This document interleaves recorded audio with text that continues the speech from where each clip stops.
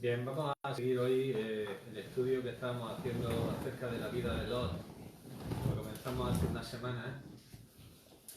Nos quedamos en el capítulo 18. Veíamos cómo Abraham recibió una visita de Jehová y dos ángeles, dice la palabra de Dios. Los dos ángeles siguieron hacia Sodoma.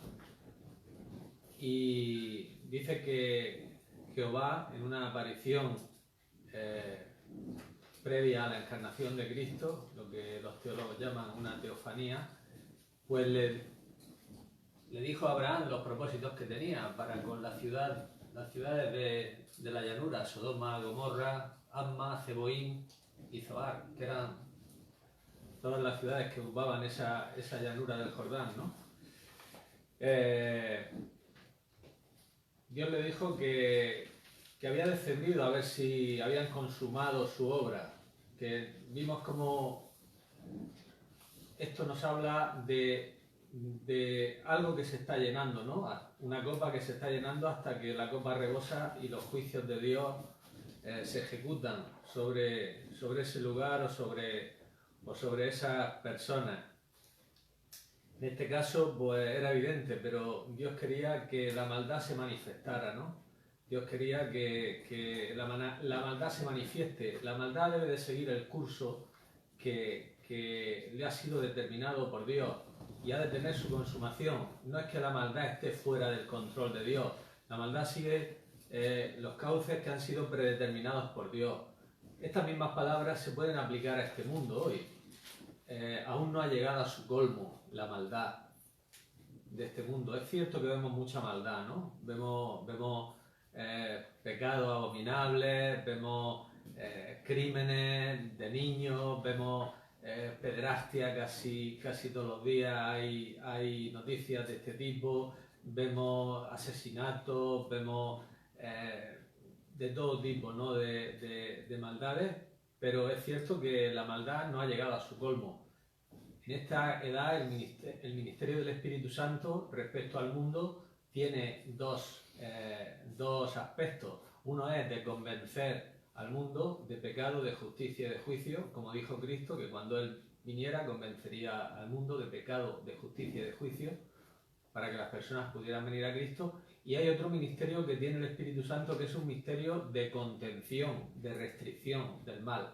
Segunda de Tesalonicenses, capítulo 2, nos dice que ya está en acción el misterio de iniquidad, pero que hay quien al presente lo detiene hasta que sea quitado de en medio. Entonces se manifestará plenamente la iniquidad. O sea, la maldad, Dios podría suprimirla en un momento, sin ningún esfuerzo.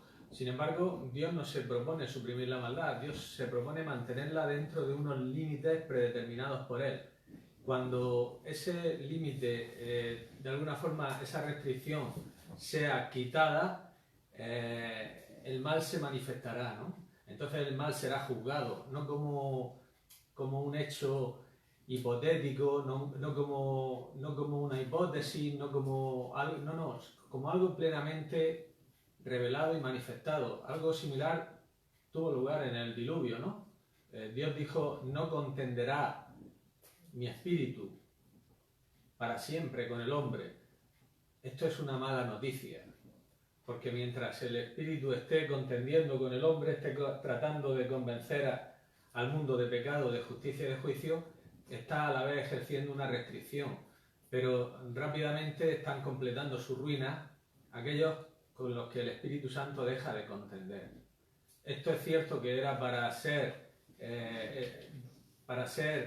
ejecutado en el tiempo del diluvio y luego en el tiempo de Sodoma, pero también es profético, o sea que el tiempo de la gracia de Dios tiene una duración, y cuando la gracia de Dios, hoy es día de salvación, pero cuando de alguna forma la gracia de Dios levante esa restricción sobre la iniquidad, pues solamente tenemos que echar un vistazo a Apocalipsis para ver lo que va a ocurrir en el mundo. O sea, a veces cuando leemos Apocalipsis, a mí digo, pero tanta maldad, tanta iniquidad, tanta soberbia, cuando ves los juicios que caen sobre el hombre, me quedo un poco asombrado, ¿no? Pero eso es lo que va a ocurrir cuando el freno de Dios, cuando la restricción de Dios, cuando la contención de Dios sea levantada y se manifieste la iniquidad de una forma impresionante, se va a manifestar de una forma, bueno, va a haber persecuciones, vemos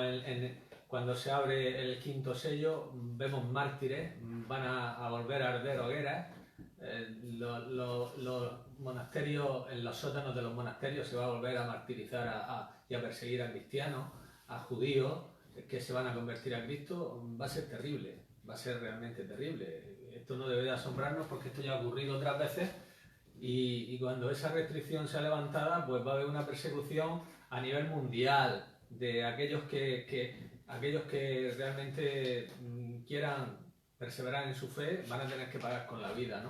Va a haber derramamientos de sangre, ahí lo vemos en Apocalipsis. Solamente hay que ver cuando el quinto sello se abre, vemos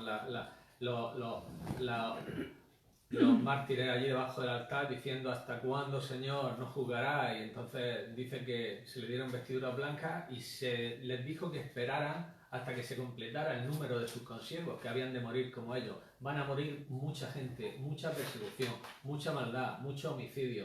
Y todo esto es el resultado normal cuando la restricción de Dios sea quitada. O sea, ahora mismo hay maldad, pero de alguna forma pues hay una restricción y es cierto que podemos, dentro de lo que cabe, pues vivir nuestras vidas en la fe con tranquilidad, con reposo, con tal, pero entonces van a surgir las persecuciones. El anticristo va a promover unas persecuciones terribles sobre aquellos que no lleven la marca de la bestia, como dice la palabra, y esas personas ni podrán comprar, ni podrán vender, ni podrán hacer nada. Y va a ser terrible, ¿no? Ya digo que las hogueras nuevamente volverán a arder y se quemarán creyentes y los sótanos de los monasterios estos tan grandiosos volverán nuevamente a haber tortura en ellos y volverá a haber cosas terribles, ¿no? Entonces, que lo sepamos, que Dios nos lo advierte, ¿no? Bueno, volviendo al tema de Sodoma, que es lo que nos está ocupando, ¿no? Vimos cómo Abraham intercedió por aquella ciudad, por sus habitantes, le pidió a Dios que si hallaba 50 justos que librara la ciudad. Dios le dijo que sí, que la libraría. Luego 45, por si no había 50, Dios también le dijo que la libraría. 40, 30, 20 y hasta 10, ¿no? Y entonces, pues aquí se despidió de alguna forma Dios de Abraham, y vemos en el capítulo 19, siguiendo un poco lo que nos dejamos, ¿no? Dice en el versículo 33 del 18, dice: Jehová se fue luego que acabó de hablar a Abraham, y Abraham volvió a su lugar.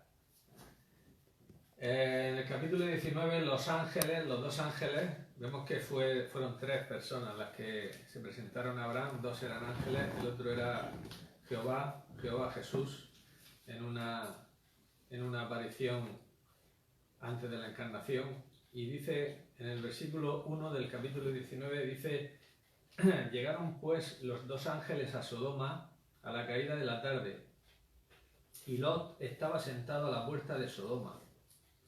Lot estaba sentado a la puerta de Sodoma.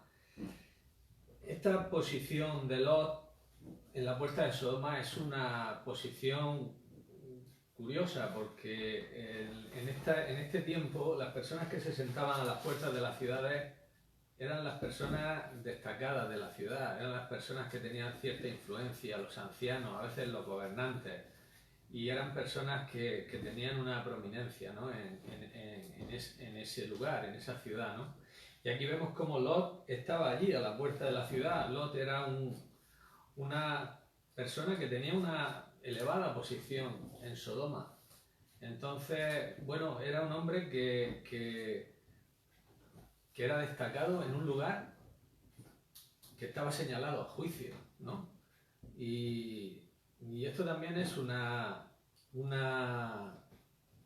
una enseñanza para nosotros, porque este mundo está señalado a juicio. Los juicios van a venir sobre este mundo, está claro. Cristo lo predijo, los profetas lo predijeron y en Apocalipsis vemos la ejecución de esos juicios. Entonces, siempre es una tentación para el cristiano el poder mantener una posición, un estatus de cara a este mundo en el cual pues no seamos menospreciados y no seamos vituperados. Pero esto es justo lo contrario a lo que nos dijo Cristo. Cristo dijo que el mundo no iba a aborrecer. Cristo dijo que nosotros no somos del mundo y que en el mundo tendríamos aflicción. Y es cierto que a nadie le gusta sufrir ni a nadie le gusta ser vituperado, pero es que Cristo nos dijo que esto no iba a pasar, porque dijo él, dice, si al árbol verde han hecho esto, que soy yo, cuanto más a vosotros, ¿no? Entonces, pues siempre tenemos la tentación, los cristianos, de mantener esa posición, ese estatus, que nos respeten, que no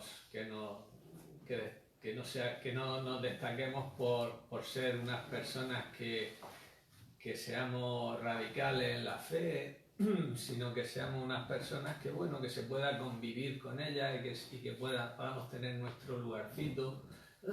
Muchas veces nos callamos el testimonio para que las personas no piensen mal de nosotros, como si importara mucho lo que las personas pensaran de nosotros por ser cristianos.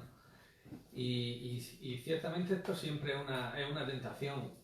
Lot parece ser que bueno, pues tenía esta posición destacada dentro de un lugar a juicio, y esta posición también nosotros muchas veces pues nos gusta porque es atractiva, que la gente pues no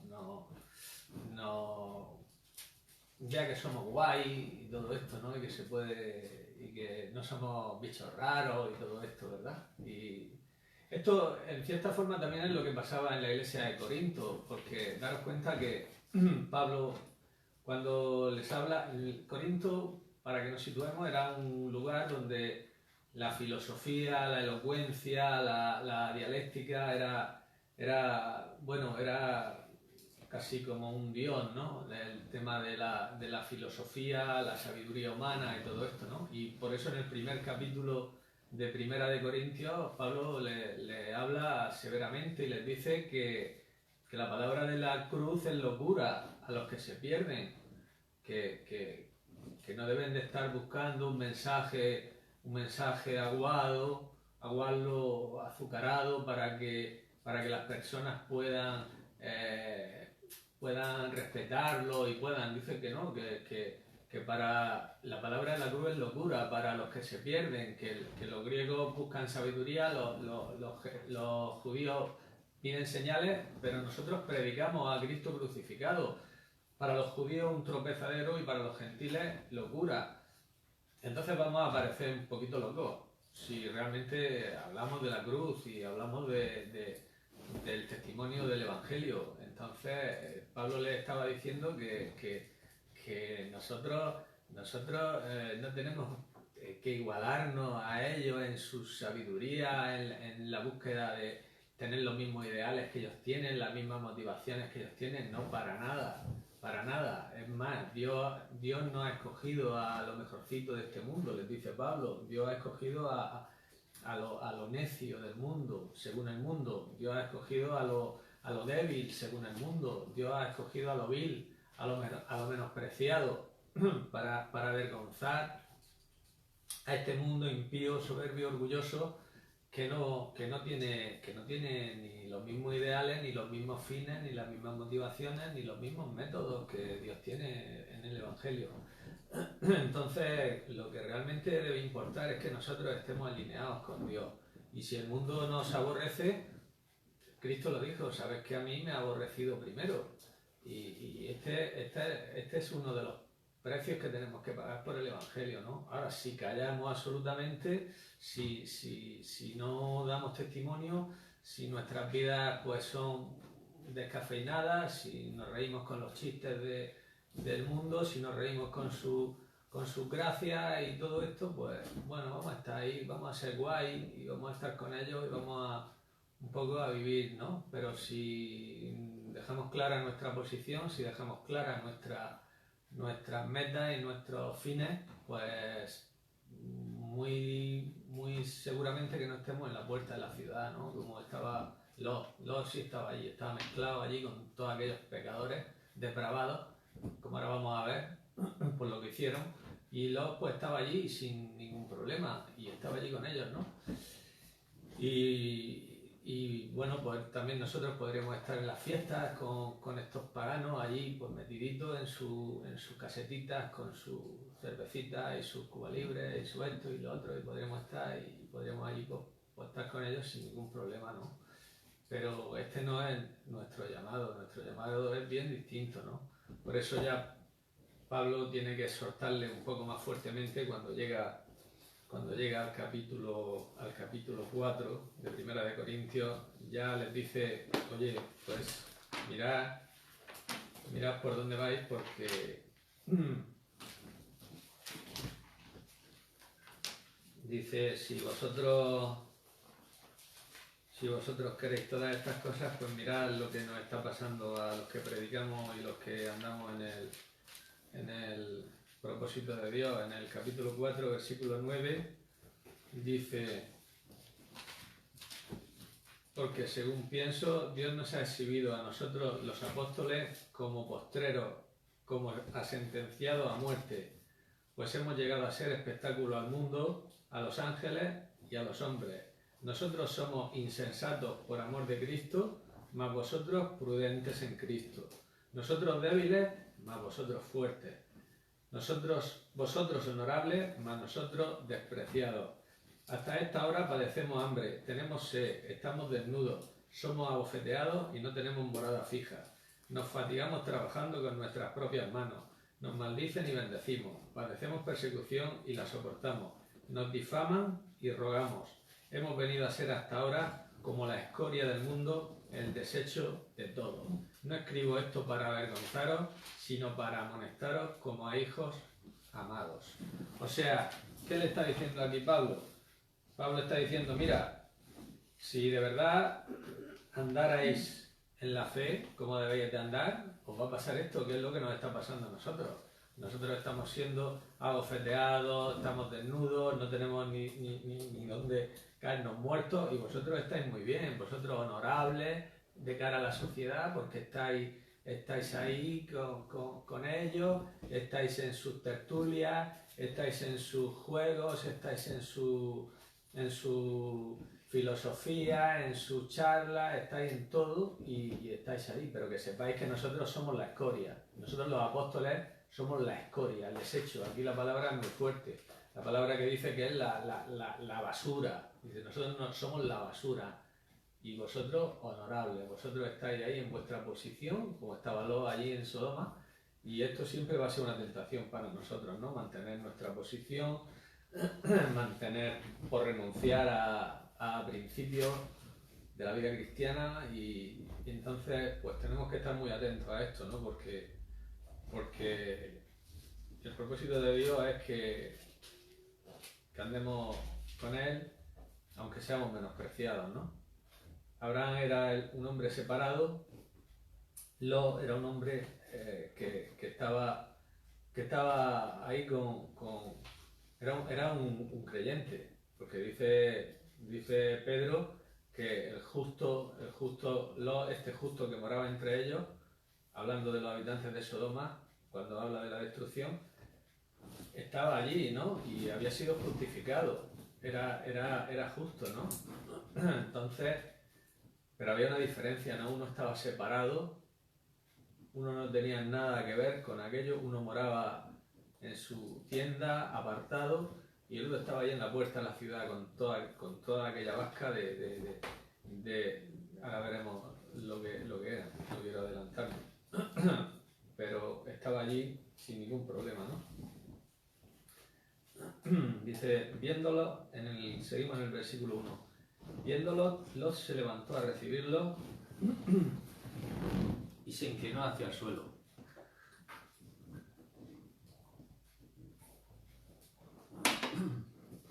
se inclinó hacia el suelo, dijo: ahora, mis señores, os ruego que vengáis a casa de vuestro siervo y que os hospedéis. Y lavaréis vuestros pies y por la mañana os levantaréis. Ellos respondieron: no, que en la calle nos quedaremos esta noche. Mas él porfió con ellos mucho y fueron con él. ¿Está puesto el aire, Antonio? Entraron en su casa, les hizo banquete, coció panes sin levadura y comieron. No querían, querían quedarse en la calle, no hubiera pasado nada, porque ahora veremos el poder que tenían estos dos seres angélicos. Pero bueno, Lot sabía lo que había en aquella ciudad y dice que porfió con ellos mucho y los hizo entrar en su casa. Ahora veamos lo que ocurre, versículo 4. Pero antes de que se acostasen, rodearon la casa los hombres de la ciudad, los varones de Sodoma, todo el pueblo junto, desde el más joven hasta el más viejo. Llamaron a Lot y le dijeron: ¿dónde están los varones que vinieron a ti esta noche? Sácalos para que los conozcamos.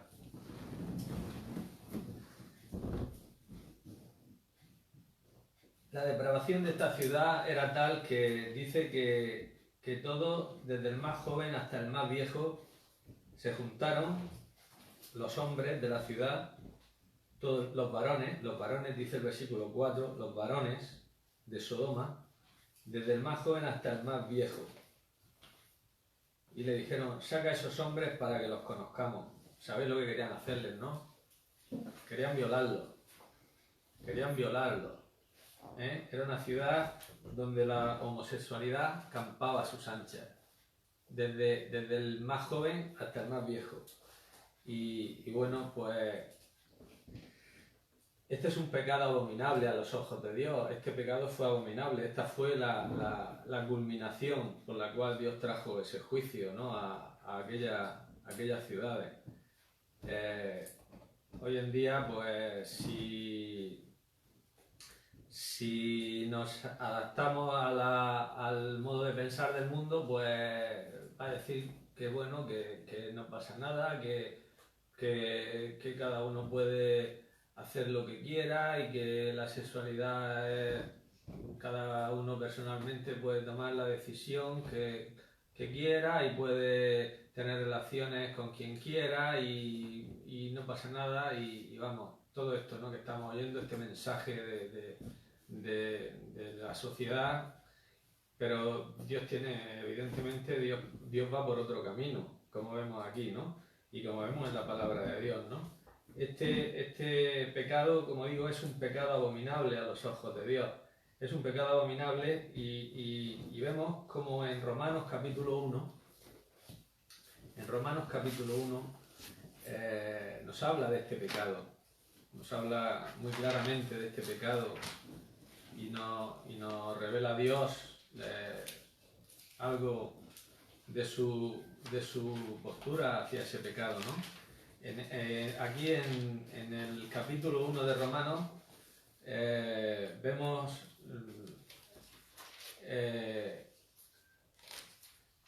la apostasía del mundo gentil, como los gentiles, primeramente dice Dios que habiendo conocido a Dios, en el versículo 21, habiendo conocido a Dios por medio de la revelación de la naturaleza y por medio de la revelación de la conciencia, como nos dice un versículo antes, las cosas invisibles de Él, su eterno poder y deidad, se hacen claramente visibles desde la creación del mundo, siendo entendidas por medio de las cosas hechas, de modo que no tienen excusa. Entonces dice, pues habiendo conocido a Dios, no le glorificaron como a Dios, ni le dieron gracias, sino que se envanecieron en sus razonamientos, y su necio corazón fue entenebrecido. Dice, profesando ser sabios, se hicieron necios, y cambiaron la gloria del Dios incorruptible en semejanza de imagen de hombre corruptible, de aves, de cuadrúpedos y de reptiles. Es decir, despreciaron a Dios, no lo tuvieron en cuenta, y entonces vienen los juicios de Dios. Entonces vemos aquí a continuación, a partir del versículo 24, vemos como tres entregas de Dios. Tres entregas. ¿Entregas a qué? Pues entregas a la concupiscencia de sus corazones con el consiguiente resultado que llevaba ese pecado, ¿no? Y entonces, en primer lugar, el versículo 24 dice: por lo cual Dios los entregó. Primera entrega. Dios los entregó a la inmundicia en las concupiscencias de sus corazones, de modo que deshonraron entre sí sus propios cuerpos. Aquí hay una primera entrega, aquí no hace referencia a homosexualidad todavía. Es una primera entrega, pero aquí nos está hablando del pecado sexual. O sea que cuando Dios trae juicio sobre los hombres por su rechazo constante y persistente de su evangelio, Dios hace una primera entrega que es a las concupiscencias de sus corazones, de modo que deshonraron entre sí sus propios cuerpos. Aquí no nos está hablando específicamente del pecado de la homosexualidad, pero sí nos está hablando del pecado de deshonrar, el pecado sexual.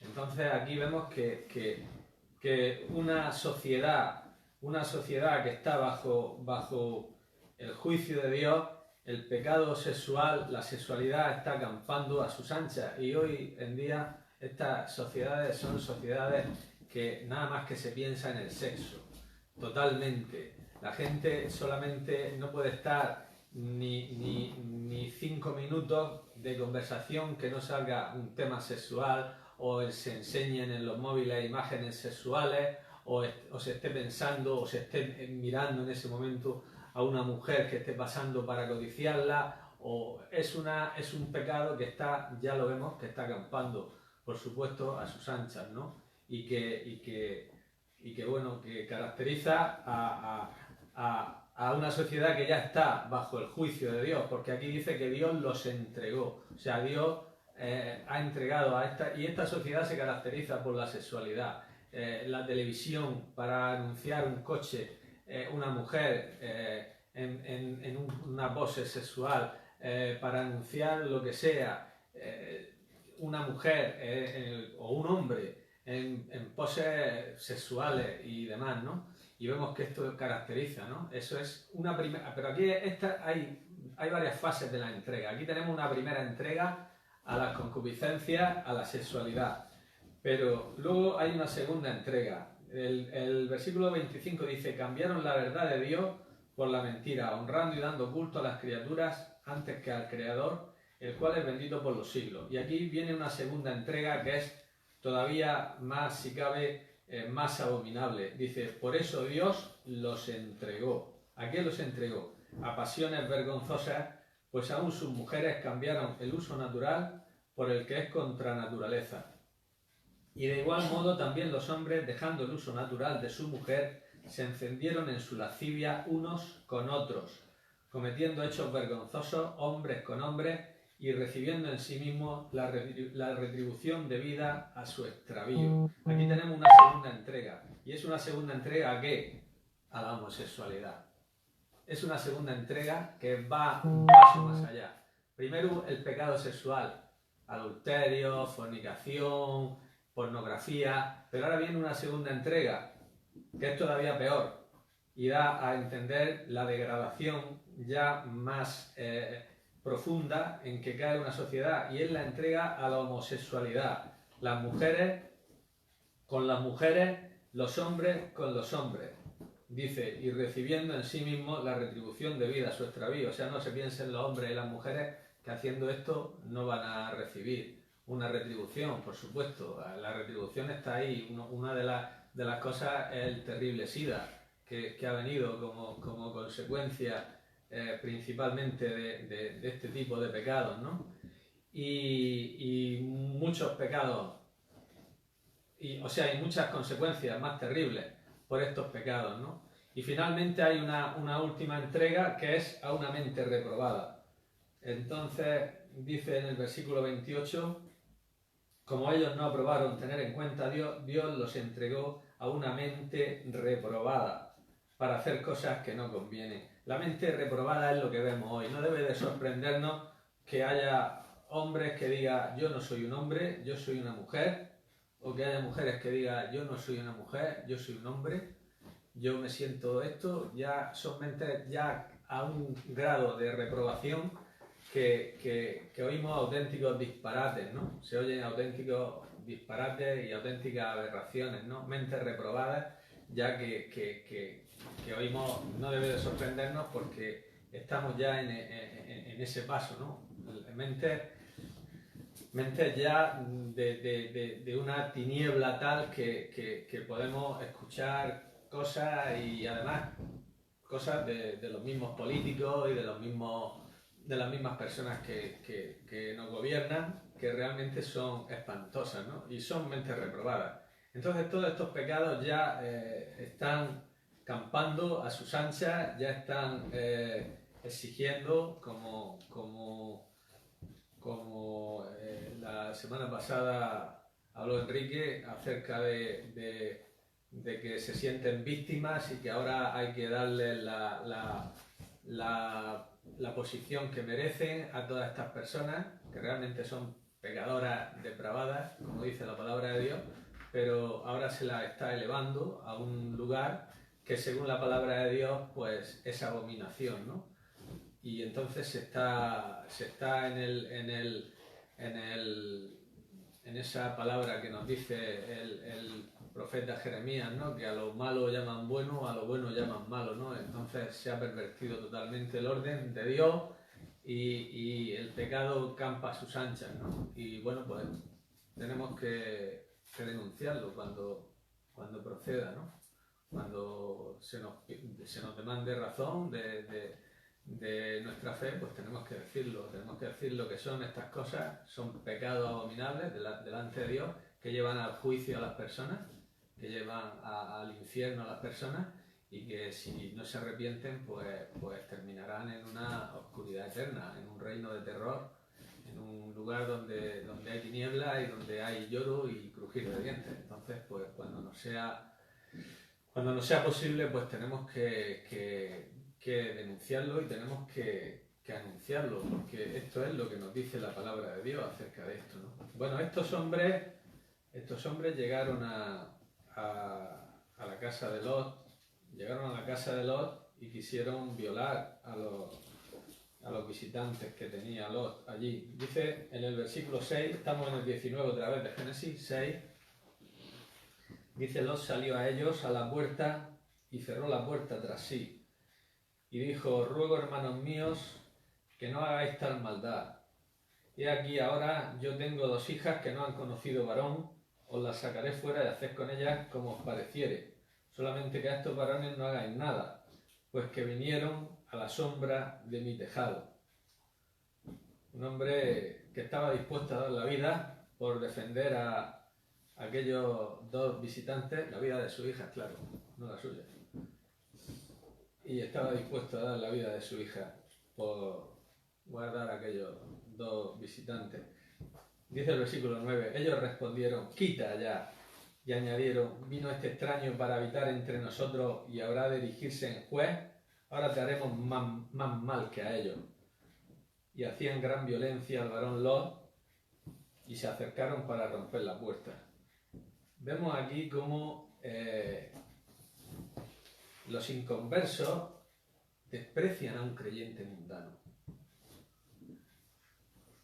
Los inconversos saben cuando un creyente se comporta como tal, lo aborrecen y lo persiguen, pero reconocen que no hay por dónde cogerlo. Por ejemplo, Daniel cuando aquellos sátrapas y aquellos gobernadores se pusieron en contra de él, vieron que su testimonio era intachable, ¿no? Dijeron: no podemos cogerlo por ningún sitio, porque este hombre es fiel y lo hace todo bien. Lo único que podemos coger es pues, poniendo que nadie pida petición a ningún dios que no sea al rey, y el que lo haga, pues al foso de los leones. Pero ellos reconocieron que no había manera de meterle mano por ningún sitio, porque era una persona que tenía un testimonio. Entonces los inconversos reconocen cuando una persona tiene un testimonio, lo persiguen. Pero aquí vemos el caso de un creyente que era mundano, y entonces no es que lo desprecian, quita, ¿tú dónde vas? Si tú eres como nosotros, si tú estás con nosotros, si tú te estás riendo de nuestros chistes, si tú estás en nuestra gracia, si tú vas a nuestras fiestas, si tú estás con tal, si tú esto, quita, ¿qué nos va a venir tú ahora a decir a nosotros tal? Y no le hicieron ni caso, ¿no? No pudo presentar argumento porque realmente llevaba razón. Él estaba allí como uno más, metido en aquella sociedad, ¿no? Corrupta. Y estaba allí, sabiendo lo que estaban haciendo, pero no denunciaba el pecado. No denunciaba el pecado. Entonces él estaba allí. Ahora lo único es que no quería que le hicieran nada a sus visitantes, lógicamente. Y les presenta a su hija, ¿no? Para que hicieran lo que quisieran con la hija. Esto está mal hecho. Tenía que haber dado la vida a él por los hombres y por su hija. No sacar a su hija. No, aquí no vaya a tocar a nadie, no va a entrar nadie en mi casa. Ni vaya a tocar a ellos, ni a mi hija, ni nada. Y si lo matan, pues que lo maten. Eso es dar la vida por eso, pero no presentarle a la hija. A la hija la hubieran matado. Entonces, no es que estaba haciendo nada heroico, estaba haciendo una cobardía. Sacarle a su hija, a aquellos depravados, para que mataran a su hija. Quédate tú allí y que te maten a ti. Si te tienen que matar, pero no a tu hija. No van a matar a tu hija. El Señor nos guarde de ser unos cobardes. Que haremos más mal que a ellos. Hacían gran violencia a Dios y se acercaron para romper la puerta. Versículo 10. Entonces los varones alargaron la mano y metieron a Lot en casa con ellos y cerraron la puerta. Y a los hombres que estaban a la puerta de la casa hirieron con ceguera, desde el menor hasta el mayor, de manera que se fatigaban buscando la puerta. Qué poder tienen los ángeles, ¿eh? Poder delegado de Dios, pero impresionante. Dice que hirieron con ceguera. Ya lo hicieron una vez, ¿no? Cuando estaban allí rodeando la casa de Eliseo, ¿os acordáis? Que estaba todo aquel ejército en la casa de Eliseo. Y Eliseo primero oró para que abriera los ojos del siervo y vio todos los carros de Dios que estaban alrededor, y luego oró para que lo hiriera con ceguera a aquel ejército sirio que había venido, y lo hirió también con ceguera. Pero qué poder el de Dios, ¿eh? Dice en el versículo 12: y dijeron los varones a Lot: ¿tienes aquí alguno más? Yernos, tus hijos, tus hijas, todo lo que tienes en la ciudad, sácalo de este lugar, porque vamos a destruir este lugar, por cuanto el clamor contra ellos ha subido de punto delante de Jehová. Por tanto, Jehová nos ha enviado para destruirlo. Aquí ya los ángeles le declaran a Lot lo que Dios iba a hacer, ¿no? Ya sin tapujos, ya le dicen lo que van a hacer. Aquello fue el colmo ya de la depravación, que quisieron violar a los mismos ángeles de Dios, ¿no? Y Dios pues ya claramente le dice a Lot lo que va a hacer. Va a destruir aquello. Dice el versículo 14, nos vamos a quedar hoy en el versículo 14. Entonces salió Lot y habló a sus yernos, los que habían de tomar sus hijas, y les dijo: levantaos, salid de este lugar, porque Jehová va a destruir esta ciudad. Mas pareció a sus yernos como que se burlaba. El testimonio de Lot se había arruinado. El testimonio de Lot se había arruinado. Por conseguir influencia en Sodoma, pues había perdido poder hasta con su propia familia, ¿no? Y esto es una realidad, y tenemos que guardarnos en nuestras vidas para que no nos pase esto, porque nuestros hijos, nuestros yernos, nuestras nueras, nuestros nietos, nuestros hermanos, todos están pendientes de nosotros. Parece que no, pero están pendientes de nosotros, y están pendientes de cómo andamos, si estamos separados, si no estamos separados del mundo, si andamos en la fe, si somos hombres de fe, si no somos hombres de fe. Si andamos como andaba Lot, nos va a pasar esto. Nuestra palabra no va a tener peso ninguno. como no la tuvo, dice, pensaban que se estaba burlando cuando les dijo, Dios va a destruir esto, ¿no? Imaginaros lo que hubieran sido esas mismas palabras de un hombre santificado. Bueno, primeramente un hombre santificado pues no hubiera estado allí en aquella ciudad, no hubiera entrado, pero bueno, ya que entró, vale, se podía haberse dado cuenta de que no era el lugar que tenía que haber escogido y haber vivido una vida piadosa sin buscar influencia en el mundo, sin buscar estar mezclado con lo mundano, sin buscar todas estas cosas en las cuales este hombre estaba metido, ¿no?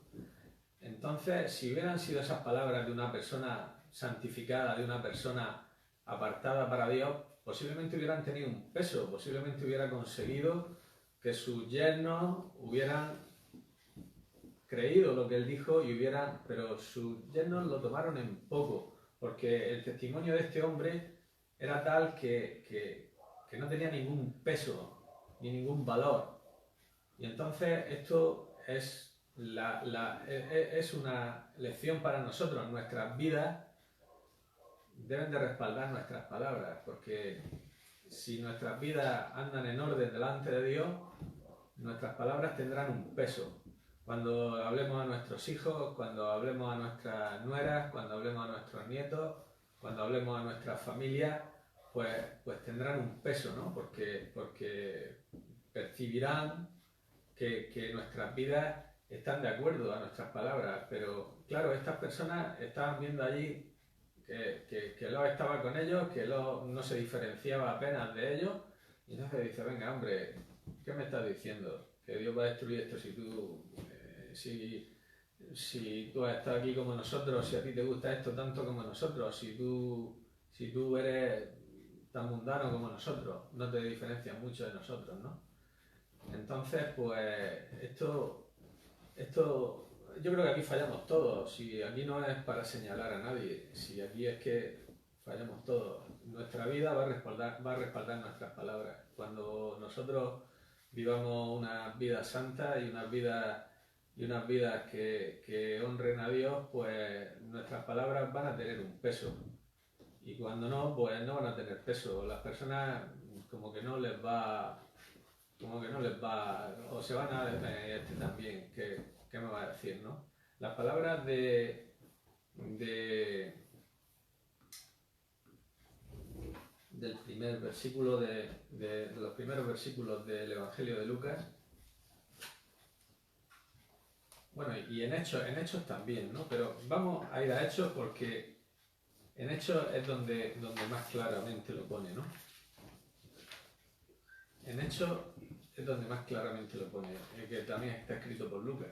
Pero en los primeros versículos dice, en Hechos 1 dice, en el primer tratado, oh Teófilo, hablé acerca de todas las cosas que Jesús comenzó a hacer y a enseñar. Qué importante es que sigamos este orden, ¿no? Las cosas que Jesús comenzó a hacer y a enseñar. O sea, no solamente hablar, sino que él, su vida daba testimonio, ¿no? Su vida daba testimonio porque hacía lo que predicaba, ¿no? Hacía lo que predicaba. Y qué importante esto, ¿no? Lo que Jesús comenzó a hacer y a enseñar. Qué importante es que hagamos lo que hablamos, ¿no? Si yo, por ejemplo, le voy a decir a una persona, no sé, por ejemplo, no bebas, que la bebida te va a perjudicar, y la persona está viendo, por ejemplo, que yo estoy bebiendo, que yo estoy tomándome la cerveza y que yo no tengo, pues la persona no va a tener ningún peso.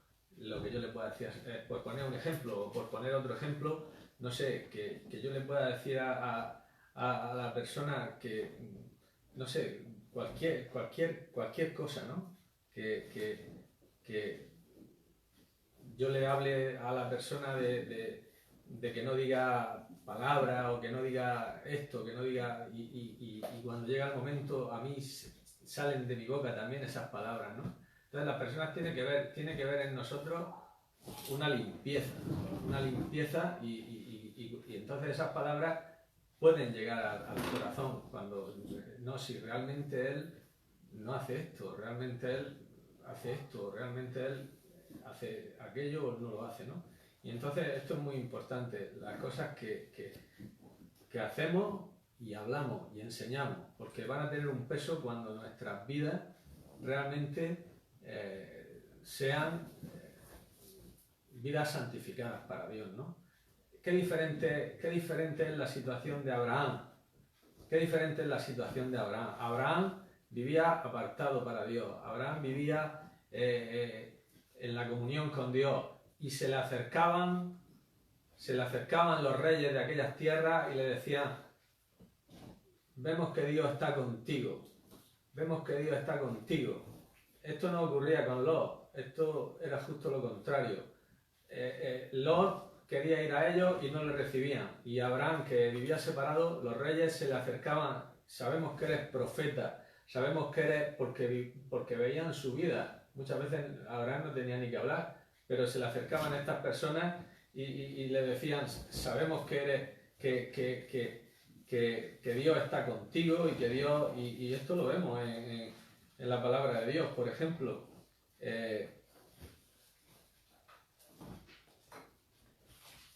Querían hacer pacto con ellos y querían hacer pacto con él porque veían, daros cuenta,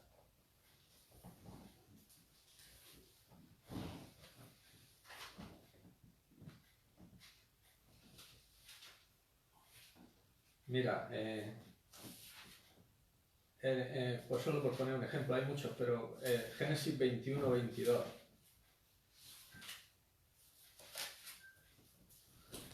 Abraham vivía separado, no estaba mezclado en el mundo y venían a él los príncipes y los reyes de aquellas tierras. Génesis 21-22. Aconteció en aquel mismo tiempo que habló Abimelech y ficó el príncipe de su ejército a Abraham diciendo: Dios está contigo en todo cuanto haces. ¿Qué diferencia? ¿Qué diferencia? Lot le dice a su yerno: oye, que Dios va, y dice: este de qué va. Y aquí Abraham separado, vienen a él los reyes, los príncipes, a decirle: sabemos que Dios está contigo. Veían su vida, veían que era una vida que lo más importante era la comunión con Dios, separarse del mundo. Tenía el hombre sus fallos también, no era impecable, pero sí vivía separado para Dios, sí vivía en comunión con Dios y atraía a las personas, ¿no? Atraía a las personas. Y esto es lo que hizo Jesús cuando nosotros vamos a la gente y la gente no nos hace caso, hacemos campañas, no conseguimos nada, no nos escucha nadie, no se convierte nadie. Jesús en un pozo, sin moverse de allí, sacó una ciudad entera al pozo.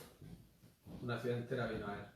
La diferencia era que Jesús hacía y enseñaba y atraía a la gente. Nosotros enseñamos y no hacemos, o hacemos muy poco y no conseguimos nada.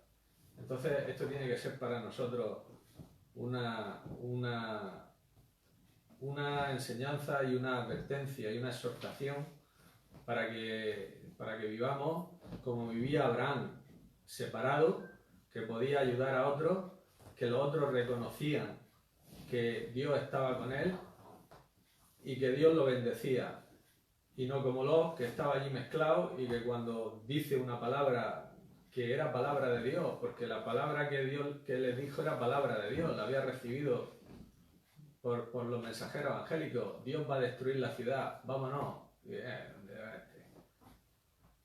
Y caso, que seamos como Abraham, para que nuestras palabras puedan llegar a los corazones, ¿no? Una exhortación. Y nos quedamos